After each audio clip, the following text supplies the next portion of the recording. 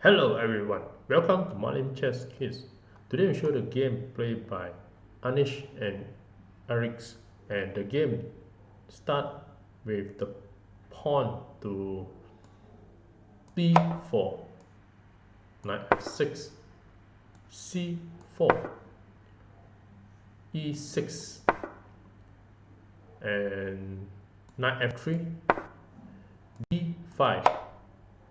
Then the knight to c3 and a6, and then the c takes d5, then e takes d5, and in this game you have the first 5 move with the queen gambit opening. So then the game continue with the bishop to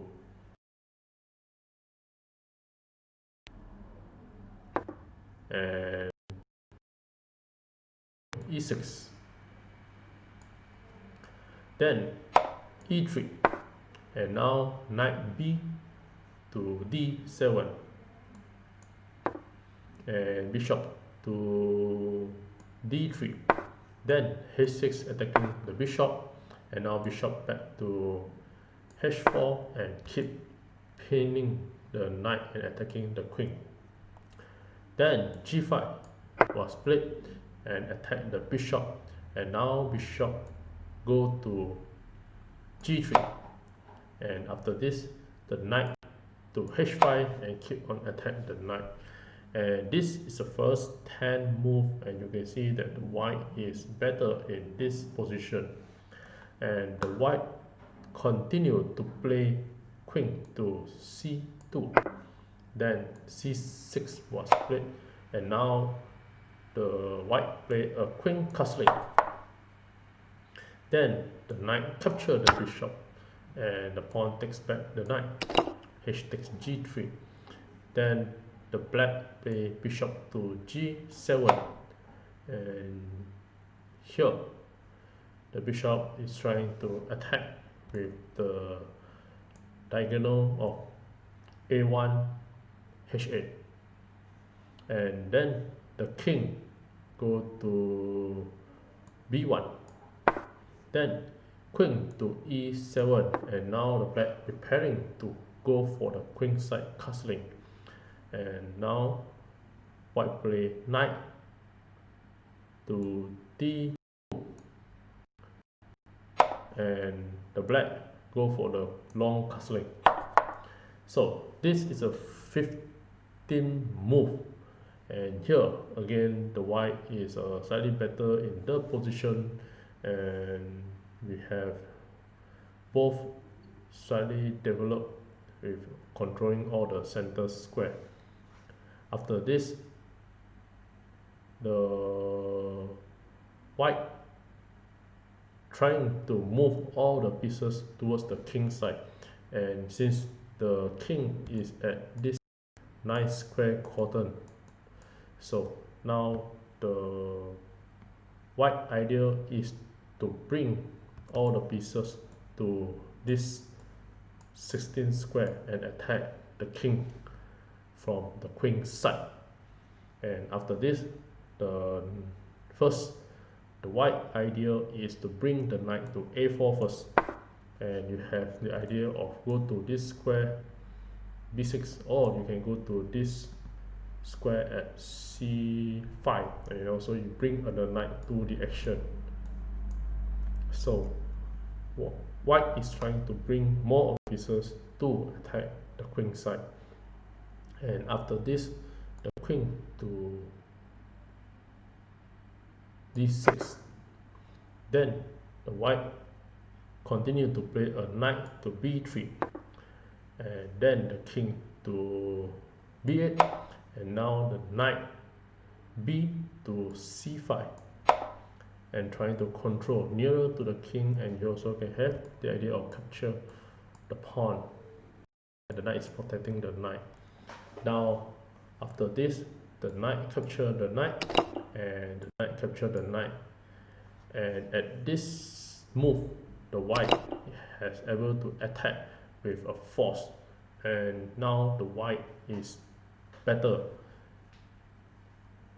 Then you have the knight attack the pawn at a6 and the bishop as well, and you can bring the queen to a4, then the rook to c1, c3, and also go to a3, and you bring another rook to the c1. So here, this position, the white has many interesting ideas to keep on the initiative and attack the black. After this, the black play king to a7, and now queen to a4, and the bishop capture the pawn will be winning. For example, if the black move any of the move such as pawn h5, then white will be completely winning with the bishop sacrifice. So bishop takes the pawn, and if the pawn capture, then the queen capture, and now it will be checkmate. So king to b8, then queen to b7 will be checkmate. So here will become a very interesting idea of checkmate with the sacrifice of the bishop.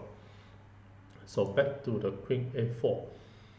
If this position, the black play bishop to c8 to bring up more pieces to protect the pawn, and after this, the white keep going on bringing up more pieces to the attack, such as the rook to rook c1, c3, and a3, and also you can bring the rook to a2, and you have multiple attack on the a file and the b file.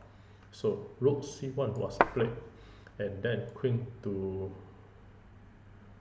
e7, and to protect the pawn. After this, rook to c3, then rook to d6, and now rook h to c1. We have a double rook, and you try to bring out the rook, and the white trying to maneuver all the rook to attack from the a and the b file.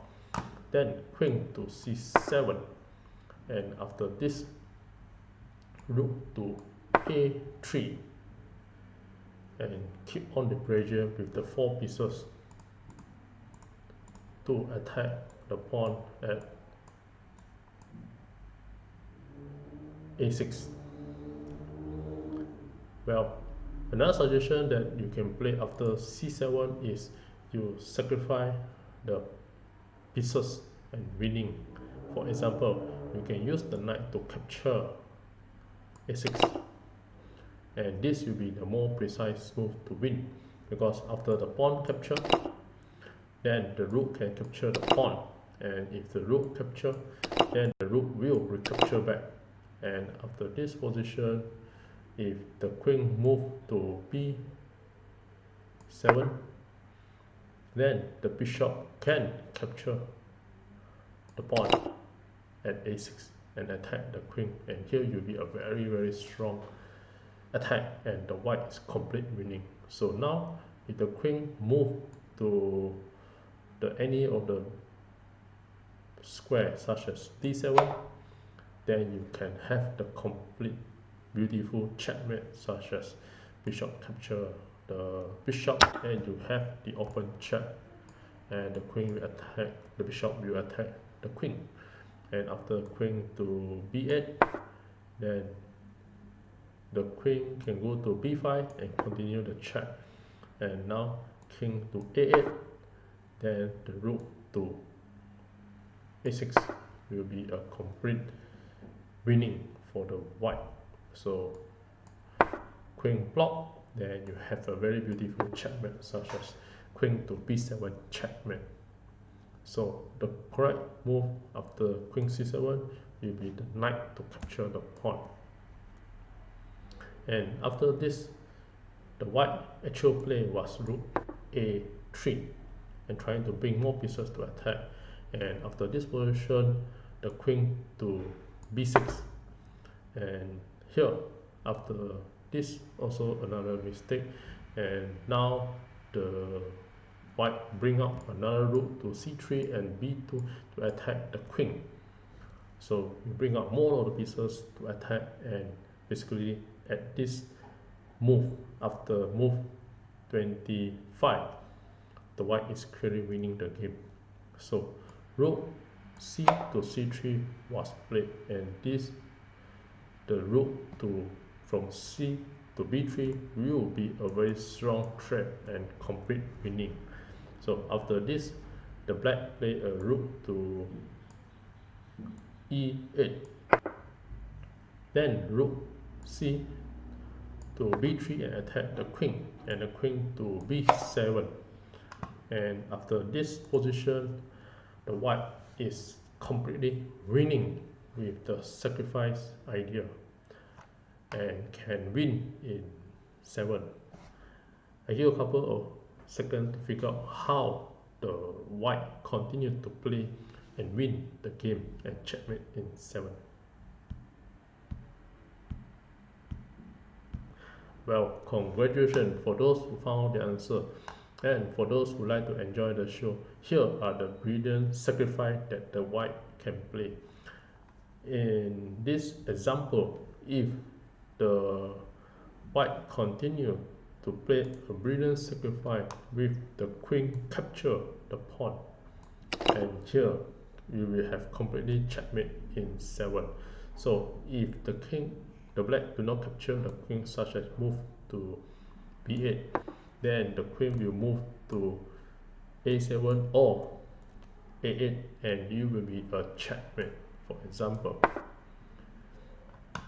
Therefore, the first move of the queen capture the pawn, and if you capture with the pawn, then you can just capture with the bishop, and now this rook at the a file and the b file is controlling the king, and after the bishop just move away for a discover checkmate.